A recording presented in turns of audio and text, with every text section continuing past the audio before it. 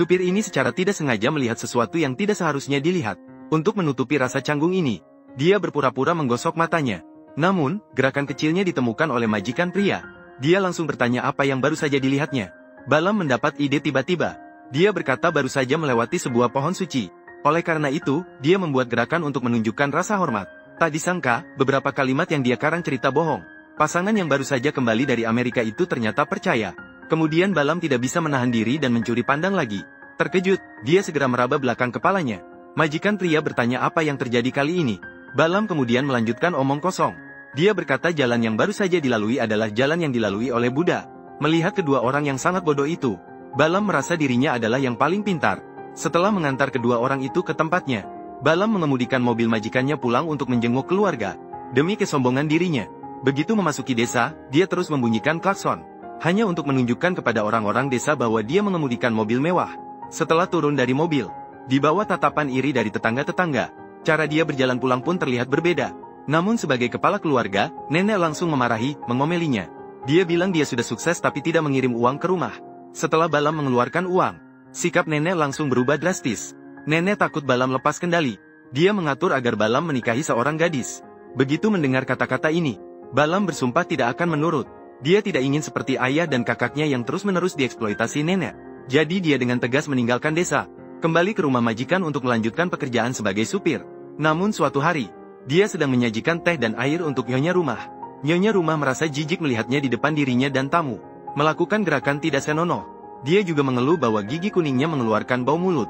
Balam menganggap dirinya adalah orang yang paling menjaga kebersihan di desa. Menatap giginya yang kuning di cermin. Sepertinya dia memang agak menjijikkan. Dia merasa sangat marah di dalam hatinya. Dan emosi ini juga tercampur dengan kebencian yang lebih dalam terhadap ayahnya. Kenapa ayah tidak pernah mengajarinya menyikat gigi? Dan juga perilaku tidak senonoh yang menjijikkan itu. Ini adalah pertama kalinya dia menyikat gigi seumur hidupnya. Terus menggosok hingga mulutnya berdarah. Juga sulit untuk mengubah gigi kuning yang sudah terbentuk. Sama seperti latar belakang kelahirannya yang tidak bisa diubah. Hari ini adalah ulang tahun nyonya rumah. Pasangan yang mabuk itu ingin merasakan sesuatu yang menegangkan. Nyonya rumah yang tidak bisa mengemudi ingin jalan-jalan. Sebagai pelayan, Balam tidak bisa berkata tidak. Nyonya rumah sudah mabuk. Mobil melaju seperti orang gila. Meskipun Balam dipenuhi dengan kecemasan, namun tidak ada cara lain. Tanpa diduga, kejadian tak terduga terjadi. Nyonya rumah menabrak seorang gadis kecil. Adegan ini segera membuat mereka sadar dari mabuk. Pasangan itu ingin pergi melihat keadaan gadis kecil itu dan melapor ke polisi. Namun Balam berusaha keras untuk menghentikan mereka. Dia memaksa mereka kembali ke dalam mobil. Setelah memastikan tidak ada saksi di sekitar, dia pun mengemudikan mobil untuk melarikan diri dari lokasi kecelakaan. Meskipun nyonya rumah merasa sangat bersalah atas tindakannya. Setelah kembali, Balam berusaha keras membersihkan noda darah di mobil. Karena Balam tahu betul bahwa banyak keluarga di India memiliki banyak anak. Terkadang bahkan orang tua pun tidak ingat nama anak-anak mereka. Balam berpikir dalam hati bahwa tidak ada yang akan melapor ke polisi. Bahkan jika benar-benar melapor ke polisi, polisi juga tidak akan serius menangani kasus orang dengan status rendah. Dia merasa telah membuat pilihan yang bijak. Karena ini membuatnya merasa bahwa keluarga majikannya akan memandangnya dengan cara yang berbeda. Ternyata, keesokan harinya Balam karena hal ini mendapat pujian dari ayah majikannya. Keluarga majikan berperilaku tidak biasa, menunjukkan kedekatan yang tidak biasa kepada Balam. Bahkan mereka berkata, mulai sekarang kita adalah satu keluarga. Balam tidak merasa terkejut, karena dia tahu semua ini adalah hasil kecerdasannya semalam. Namun, detik berikutnya, saudara laki-laki majikannya mengeluarkan sebuah surat pengakuan. Misalkan seseorang melapor ke polisi, maka Balam akan dijadikan kambing hitam. Dia bahkan tidak pernah membayangkan, kesetiaannya justru berujung pada akhir yang begitu menyedihkan. Namun yang lebih membuatnya putus asa adalah, neneknya juga telah menandatangani surat pengakuan demi sejumlah uang. Ini benar-benar memaksa Balam untuk mati. Dia melihat ke arah majikannya di samping. Majikannya tidak berani menatap matanya karena merasa bersalah. Balam tahu dia sudah tidak punya pilihan lain.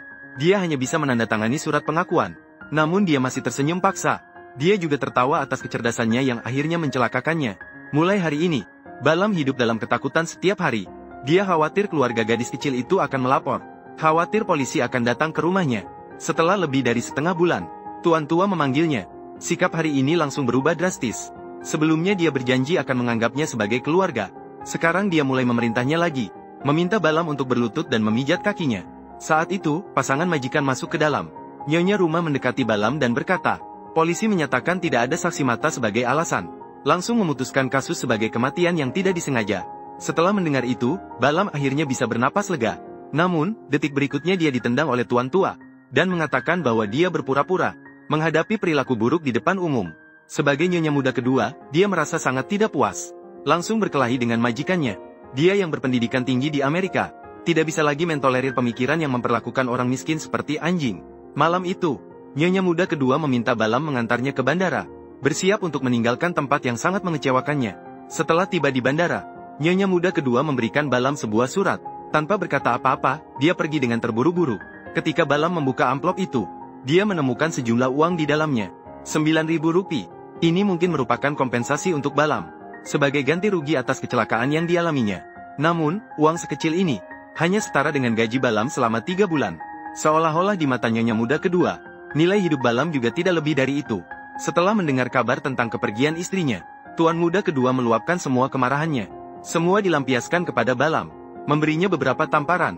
Pria ini tampak lembut di permukaan, ditambah dengan tuan muda kedua yang terdidik. Saat ini juga menunjukkan wajah aslinya terhadap pelayan. Meskipun sehari-hari ia tampak memperlakukan semua orang sama, namun di dalam hati, dia selalu menjadi musuh utama bagi Balam. Dalam keadaan tidak bisa menahan lagi, Balam mendorong tuan muda kedua sedikit. Keduanya baru bisa tenang. Kesetiaan yang tulus justru dibalas dengan perlakuan seperti ini. Mulai saat ini, ketidakpuasan dan kebencian Balam yang mendalam mulai tumbuh diam-diam. Dia ingin membalas dendam. Pertama-tama, dia harus menghasilkan uang untuk dirinya sendiri. Hari-hari berikutnya, setiap kali dia mengisi penuh mobil tuan muda kedua, dia akan diam-diam mengambil setengahnya untuk dijual kepada orang lain. Sambil diam-diam keluar malam untuk mencari penumpang dan menghasilkan uang. Dia melakukan ini selama sebulan. Uang yang didapat ternyata lebih banyak daripada gaji setahun. Setelah merasakan manisnya, keinginannya semakin besar. Karena setiap hari mengikuti majikannya untuk membangun relasi.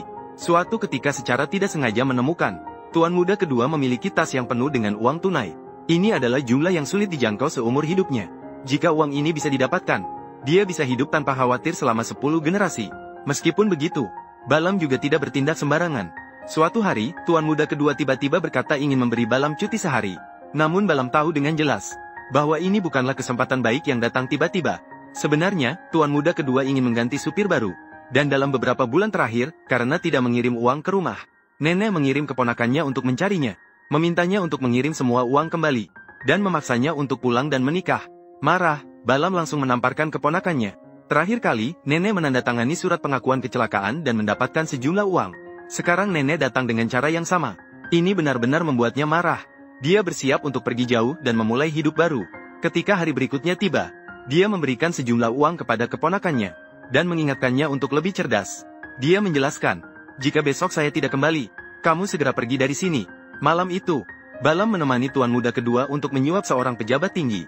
Malam itu tiba-tiba turun hujan deras. Setelah mobil sampai di pinggiran kota, Balam berpura-pura bahwa ban terjebak di dalam lumpur.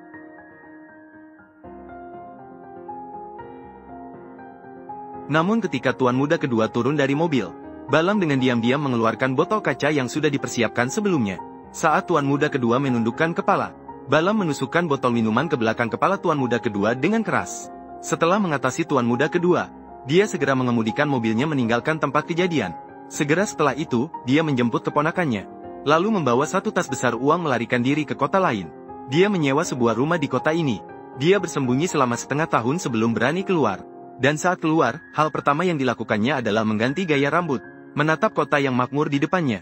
Dia menyadari bahwa ini akan menjadi tempat yang baik untuk memulai usahanya. Pernah menjadi pelayan di rumah orang kaya. Meskipun tidak belajar banyak hal yang baik, tapi dia belajar cara untuk mengambil jalan belakang, meniru cara tuan muda kedua sebelumnya. Dia membawa satu tas besar uang tunai langsung menuju kantor polisi. Apa yang bisa lebih berbicara daripada uang? Setelah kepala polisi menerima uang, dia segera menangkap semua pengemudi taksi ilegal di kota. Balam kemudian menggunakan sisa uangnya untuk mendirikan sebuah perusahaan taksi bernama Harimau Putih. Dengan hubungan ini dari kepala polisi, ditambah lagi, Balam tahu apa yang ada di pikiran para pengemudi. Dia dengan cepat mendominasi bisnis taksi di seluruh kota. Namun, dia berbeda dari majikannya yang dulu. Dia tidak pernah melakukan diskriminasi. Sangat baik terhadap karyawan. Dengan cepat menjadi terkenal. Menjadi pengusaha terkenal di kota ini. Suatu hari, dia melihat berita di koran bahwa keluarganya di kampung halaman mengalami kecelakaan. Dia menduga bahwa keluarganya menjadi korban balas dendam dari mantan majikannya. Namun bagi dirinya yang sudah sukses, keluarga yang hanya menghisap darahnya tidak lagi penting.